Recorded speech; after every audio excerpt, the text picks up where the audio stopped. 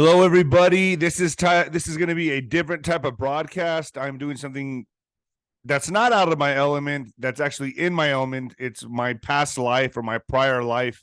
For some of you know already, I was a heavyweight contender and champion. Those of you who don't know, now you know. I was a heavyweight champion and contender. And I'm going to be just talking about Jake Paul for a second, because I call it the Jake Paul experiment, or the Jake Paul circus, 𝗂𝗃𝗃 charade. First of all, a lot of you see me on my Nino's Corner. I'm talking about deep state stuff. I commentate on the deep state, what's happening politically in the world of politics. But my first love and my first passion is boxing. That's where I got my start. Every so often, I still commentate live boxing on television. Depending on the where the arena is, where the fights are at, I'll do that. I love boxing. It's my first love, and it's first and foremost to me on everything. I retired from boxing in 2015. That's when I had my last fight. My record was 36-0 with 34 knockouts, and my prime. After a life of debauchery, drinking, and womanizing, I fell from grace, lost twice, and my record turned out to be, my end result was 37-2 with 35 big knockouts. So I'm still a force to be reckoned with. I know what I'm talking about when it comes to boxing. I've been boxing since I was 5 years old. So this is, I didn't want to jump back into the boxing arena or even do any kind of commentating, to be quite honest with you, because what I'm doing with the deep state stuff is so critical at this moment in our nation's in humanity's history. So right now, to me, the most important thing is deep state political stuff. But I'm going to talk about Jake Paul just for a moment. And I call it the Jake Paul experiment. And this is why I call it the experiment. First of all, this has never been done before. Someone doesn't just come out of social media and just start knocking guys out. Okay. To me, it's and then you could do it in the backyard, you could do it in the gym, but with quote unquote bums. But the minute you go into the real ring with bright lights and an audience and managers and trainers, it's the real deal. And he's a professional. First of all, can Jake Paul fight? Yes, he can fight. Okay, I know that's gonna surprise a lot of you. His fights are not scripted. The kid can fight. He has real trainers behind him. He works, from what I've heard, he works very, very hard. He's always in the gym. He's running those miles. And first of all, let's talk about his trainers. His trainers, and I'm not going to name names here, his trainers are real in the sense that they are teachers. It's very rare these days to have teachers. Most fighters have trainers. They don't know the first thing about boxing. They know a little bit here, they know a little bit there, but to have teachers is a very, very special thing in boxing. And I would say Jake Paul has teachers. Okay, he has good training. He has good trainers that are instilling the right techniques, the basics, the fundamentals, ring generalship, and he works hard. He spars hard. He works hard. He's a workaholic. He's doing all the right things there. So I'm not here to discredit him as a fighter one bit. What I'm going to say is the method of how they're doing it. It's actually genius, to be honest with you. What he's doing is what I quote unquote call cherry picking. He's cherry picking his opponents. He's got to keep, if you want to call it a charade, he's really fighting. He's honestly fighting, folks. These are not setups, but he is cherry picking his fighters. In other words, picking certain fighters that he can beat at this stage in the game, which, guess what? Most fighters do if they got good management. Most fighters do that. Most fighters will, as they're coming up the ranks, if they got good managers and good trainers, they'll come together and they'll say, we got to take him step by step up the ladder.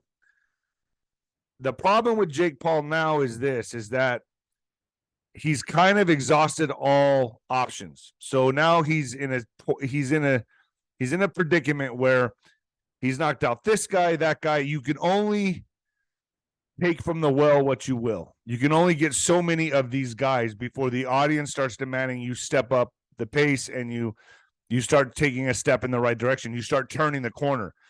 And I don't think he's ready for that. He may be sparring good guys in the gym, but I don't think professionally under the bright lights, he's ready for that. His best option was Fury. Now, Tommy Fury has the name of Tyson Fury. They come from the same bloodline, the same pedigree. But he was a calculated risk. In other words, Jake Paul didn't take the big risk of stepping into the ring with someone in the top 50. He took a sidestep. He took a leverage move. He took a lateral move. He didn't take a step forward. He took a lateral move. And in boxing, he was just trying to stay relevant enough to keep himself out of danger, not risk his name and his record. By doing so, he fought Tommy Fury, which gave him his first loss. Now, I personally thought Jake Paul had a good chance of beating him. I thought Jake Paul even had a good chance of knocking him out.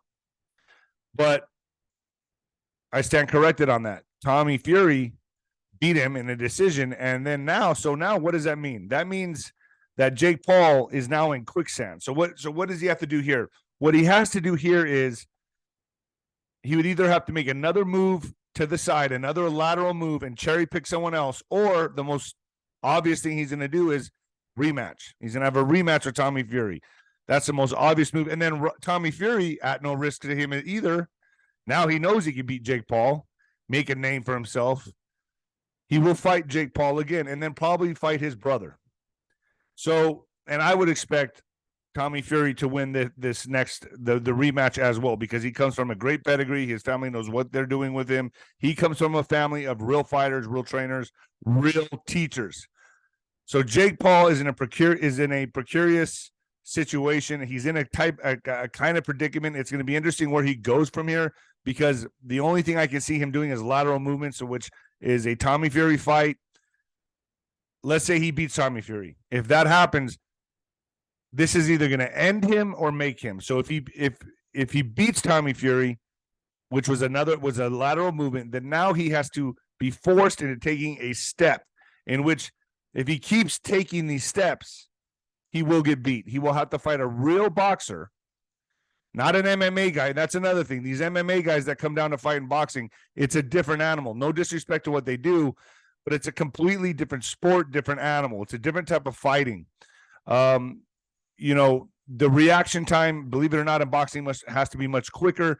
The angles, the levels, you have to break levels. You have to have ring generalship. That's not the same as the octagon. It's just a different animal. But you can take guys from the MMA that are labeled quote unquote strikers, like an Anderson Silva, and bring him into the boxing ring and have a field day with him, because they have no, if any, ring generalship, and they don't take punches as well. Professional boxing is very, very different in that regard. And you may say, well, hell, what are you talking about? What do you mean they don't take punches as well? They have little gloves. No, all commissions have to regulate the same gloves. Boxing gloves are 4 ounces in the front, 4 ounces in the back if you're fighting with 8-ounce gloves. The MMA just have the fingers open so they can grab and move, but it's the same padding. You can't get away with more or less padding. It depends on the commissions. The commissions are the same with boxing and MMA. It's the same. So what Jake Paul is going to do from here, I don't think he can take from the well of UFC fighters anymore.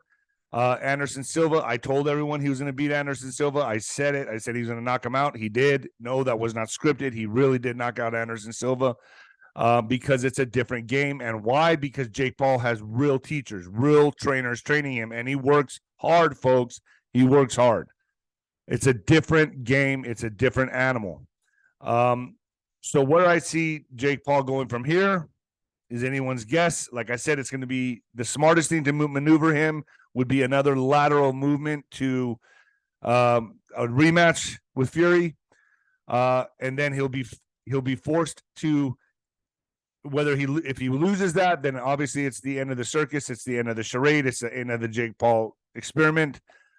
But if he wins that, then he's still going to be forced to take a step into the big leagues, into guys who can really throw leather, and that is real fighters, real boxers. So it's going to be interesting what happens.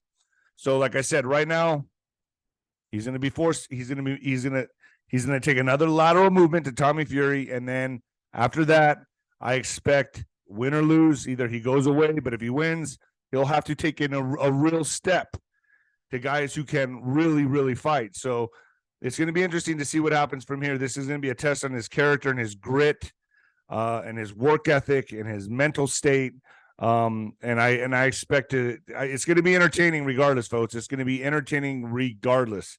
But I do think there's one option left. I left this out. Nate Diaz. I think that would be a great fight with him and Nate Diaz. And believe it or not, Nate can fight. I've had Nate throw some punches at me in the ring. He's a tough kid. Nate would give him difficulties. I would think Nate would have to change up his stable if he ever does fight Jake Paul, in the sense that he'd have to get some different boxing trainers around him to show him some different looks and tweak out some things. And I think that would be a hell of a fight. I think if Jake Paul versus Nate Diaz fought, that'd be the only move I could see besides a Fury fight. So let's call it here. If he fights Fury and loses, he goes away, but he could still fight Nate Diaz. If he fights Fury and wins, he could take another lateral step that would be okay for me and many boxing connoisseurs and historians and critics, that Nate Diaz would be a good fight. So that wouldn't be necessarily a step forward, but it'd still be a lateral move that people would love and appreciate, and it'd be a fight everyone would watch. All right, folks, I'm out of here. Later.